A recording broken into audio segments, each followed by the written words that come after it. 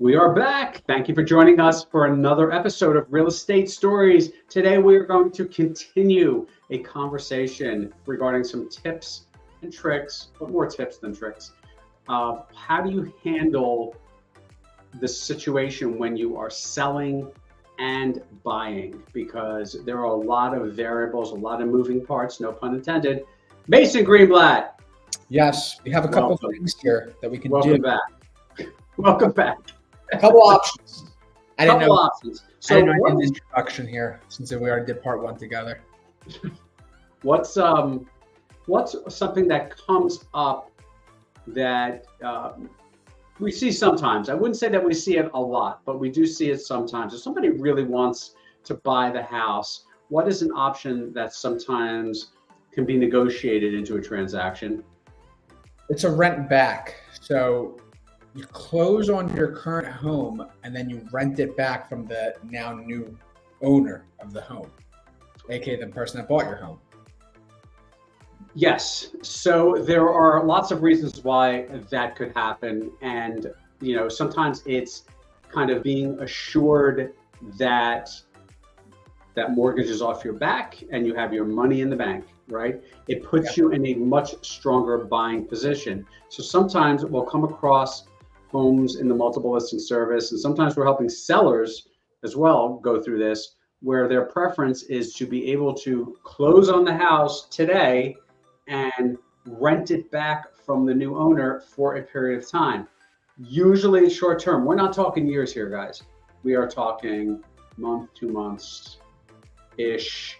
I had one last year that was about 6 months, probably the longest one I've ever done like that.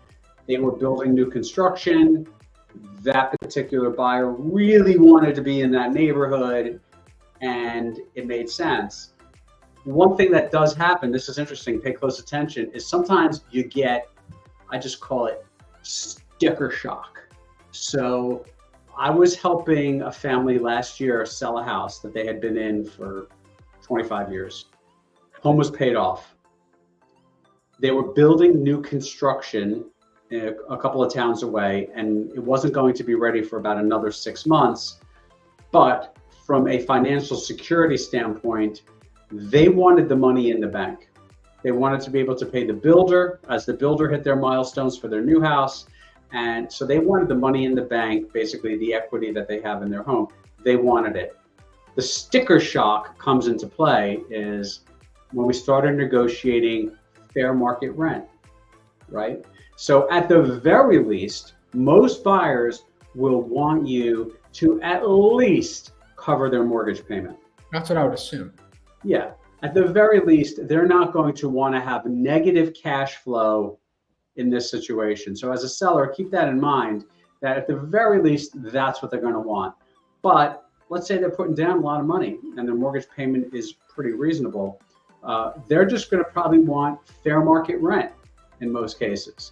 So when we looked at what would be considered fair market rent for that particular transaction, and I was speaking with the other agent about it, and I presented the first attempt at a conversation about this, the sellers were like, what? And I don't remember the exact numbers. I'm going to say $3,500 a month for the rent for that particular house. It was a nice home, nice neighborhood. And the reason that you get sticker shock is because you've been in your house for years and years and years. You finished paying your mortgage several years ago. You're paying taxes, you're paying insurance, but you're not plugged into the concept of how much is rent today or how much are mortgage payments today, because fortunately for them, they're kind of past that in their financial life, right? They're past all that. So the concept of paying rent on a house that you kind of own or own up until a certain date and are emotionally attached to can be really difficult for some people. I've had conversations with sellers about this scenario, and they say, yeah, I would do that, but I'm not paying rent. Like, let them just have you stay there. And that doesn't necessarily work either. So usually some type of rent is negotiated. And this is a really important thing, especially here in New Jersey. I don't know about other states, is in these scenarios, most of the time, we are not creating a landlord-tenant relationship. There are attorneys that can draft these documents, and typically they are in our industry referred to as use and occupancy agreements. And they can work kind of both ways, which is probably another video. But, it's not a landlord-tenant relationship. Sometimes there is some type of escrow, sometimes there is not. It's always to be determined. And typically, if that heater stops working while the seller is still living there, but has actually sold the house, that's the seller's responsibility to make sure that heater gets fixed or replaced. Unlike a landlord-tenant relationship, which in most cases would be the landlord's responsibility. Important stuff here and important nuances in the legal relationship being formed between seller and buyer, essentially. Really, really important. Go ahead. Now the other part of this is, if you're not going to do a rent back, the other option could just be finding a rental, like a short-term rental. Yeah. Or the really, really easy one is if you have the option is family. You can live with family for some time being. Yeah, if you're fortunate enough to have family members or even really close friends that are willing to let you crash for a few months while you find your new house, that's an option, right? Some things in storage and crash. And, a short-term rental is kind of like that, obviously, in some ways. But it also, it depends on you, right? It depends. Like, I've had these conversations, when we're strategizing in your living room or your kitchen table, is the first question I'll ask is, are you willing to move twice, right? Can you do that? Some people are like, yeah, no problem. I got my uncle or my friend or whoever, and I could totally stay there. And cool, totally cool. Other people may say, well, yeah, I'd be willing to do that, but I don't know who's going to take us. Or we have 3 dogs and, my family member, or cats, and my family members who would be willing to help us with this, they don't like animals, or they're allergic, like there's other elements there sometimes. That's why everybody has to have like a custom plan, right? Yeah.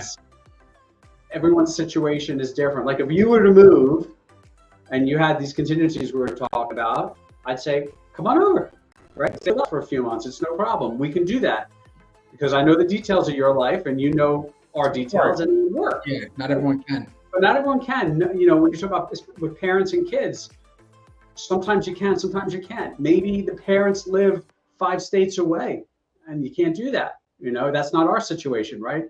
So there's so many variables on how that can play out, but that is absolutely something to think about. If you're out there and you're thinking about selling and buying and you're thinking about all these different contingencies that could happen, think about interim housing, right? What could happen in between? Do I have that option? If your answer is no, I have no family member to do that, the fallback is, well, maybe I could find a 6-month lease or a month lease. And sometimes that works really well. I just had a client sell a house and the new house isn't ready yet. And we knew the timing wasn't going to play that way. The new house is still several months away. That client was able to find a 6-month lease, short-term housing. No family in the area that made sense, but a short-term rental made sense. And with the short-term rental too, you got to remember, it's not going to be perfect, right? You may say, I need 3 bedrooms, but you could probably make 2 bedrooms work. Or if you need 2 bedrooms, you could probably make 1 bedroom work. It's not forever. Right? Or a camper. I had a client who lived on their parents' property with a 30-foot camper. That's right. Yeah. See, there you go. For how long? There's options. How long did they live in the camper for? 3 months. Right. Yeah. So they're on the driveway of their parents, so they had all the amenities of their parents' house. They just didn't live in their parents' house. They slept in a camper. Well, I imagine they spent time in their parents' house, but they didn't live in the parents' house, so they had their own space. Exactly. Right? That's an option. Right. So the parents probably didn't have a lot of extra space for these people to live there and like literally sleep there. But that's a really creative solution. Did they own the camper before? Yeah, it was theirs. They owned it. So it was even easier. But that's a good idea for the people that you could just rent one. true. Yeah, so depending on the time of the year, depending on the type of camper or RV, Yeah. there's a lot of variables there, depending on how much stuff you have, depending on people who you live with, if it's a single person or a couple, what, you know, if you are. Four. It was a family of four or five, yeah. But they made it work. So. Well, that's pretty cool. So that, there you go. That's the most creative solution there is to have a camper or access to a camper or one camper, and you have a family member that'll let you just kind of park it and plug in. Solution for a little while, right? On a regular basis. Thank you for watching. Thanks, guys.